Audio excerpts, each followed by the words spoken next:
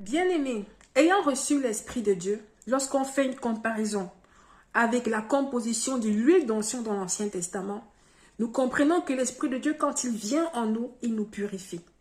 Il nous aide à avoir une vie de prière et une adoration, une vie au quotidien qui est un parfum agréable devant Dieu.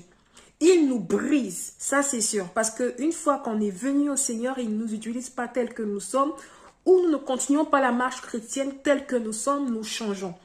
Nous changeons. Il brise, il enlève l'orgueil. Nous devons savoir que l'orgueil est inné à la nature humaine.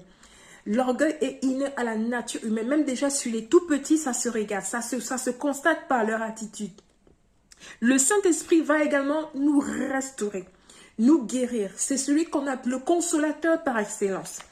Et avec la composition, nous avons vu qu'avec l'huile d'olive, qui est le dernier composant, le Saint-Esprit va nous aider à pouvoir résister face aux épreuves dans des temps très difficiles. Bien-aimés, nous sommes dans les temps de la fin. Et la repentance est au centre de la préparation pour le royaume des cieux. Si le Saint-Esprit ne vous ouvre pas les yeux que ça c'est un péché, vous resterez dans votre aveuglement et vous ne pourrez pas vous rendre compte. Mais comment allez-vous entrer dans la présence de Dieu? Dieu est saint. Ce n'est pas possible d'entrer dans la présence de Dieu avec du péché parce qu'il est saint. Bien-aimé, fais attention. Beaucoup viennent à l'église et commencent à parler en langue, ou par imitation. C'est terrible. C'est quelque chose qui peut être irréversible pour le salut de ton âme. Si tu l'as fait, je t'exhorte à te repentir sincèrement. Il y a un péché qui ne peut pas être pardonné, ni aujourd'hui, ni dans les siècles présents, ni dans les siècles à venir. C'est le blasphème contre le Saint-Esprit.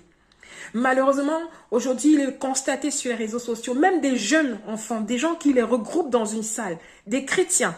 Et on demande à ces jeunes enfants de parler en langue pendant des heures. Non, ce n'est pas l'Esprit de Dieu, ce n'est pas possible.